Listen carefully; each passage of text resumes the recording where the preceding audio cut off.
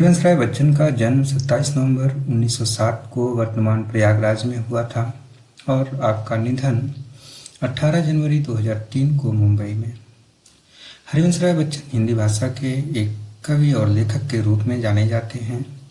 आप हालावाद के प्रवर्तक और उत्तर छायावाद काल के प्रमुख कवियों में से एक हैं। आपकी प्रसिद्ध कृति मधुशाला है और आपके पुत्र वर्तमान भारतीय फिल्म उद्योग के प्रख्यात अभिनेता अमिताभ बच्चन हैं। आपने इलाहाबाद विश्वविद्यालय में अंग्रेजी का अध्यापन भी किया। आप भारत सरकार के विदेश मंत्रालय में हिंदी विशेषज्ञ रहे और आगे चलकर आप राज्यसभा के मनोनीत सदस्य भी। आपकी कविताएं हमें ऊर्जा और उत्साह से भर देती हैं। ऐसी ही आपकी एक कविता चिड़िया और चुरुंगुन कक्षा 7 की पाठ्यपुस्तक धूर्वा में प्रथम पाठ के रूप में संकलित है।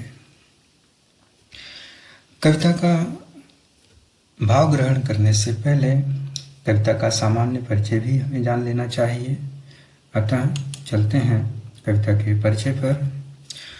चिड़िया और चुरुंगुन नामक इस कविता में हरिवंश राय बच्चन ने चिड़िया और चुरुंगुन के वार्तालाप के माध्यम से माँ का बच्चे के प्रति अथाह प्रेम दर्शाया है। साथ ही यह भी दिखाया है कि भ्रमवश बच्चा किस तरह तरह के तर्कों से उड़ना सीख जाने का दावा अपनी माँ से करता है, किंतु माँ चिड़िया बार बार उसके जिज्ञासाओं को शांत करते हुए उसकी उत्सुकता का उत्तर देती है कि नहीं चुरुंगुन, तुम्हें गलतफहमी हुई है, अभी तुमको उड़ना नहीं आया है।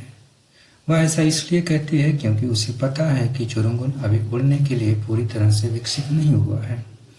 एक दिन जब माँ चिड़िया को इस बात का भरोसा हो जाता है कि चुरुंगुन के पंख और शरीर अब पर्याप्त मजबूत हो गए हैं और उसके मन में उड़ने की तीव्र इच्छा भी जग गई है, तब वह उसे उड़ने की अनुमति प्रदान कर देती है।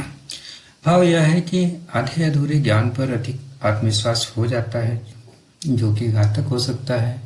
अतः हमें अपने माता पिता एवं गुरुजन की सलाह मानकर पूर्ण तैयारी के साथ ही कोई कार्य करना चाहिए, तभी हम सफल होंगे। इतना ही नहीं, कविता के अच्छी समझ के लिए हमें उसका सस्वर वाचन जानना जरूरी है। इसलिए हम आगे कविता का सस्वर वाचन सुनने जा रहे हैं और फिर उसी के अनुरूप हम कविता को दोहरा भी सकते हैं और समझने में हमें आसानी भी होगी।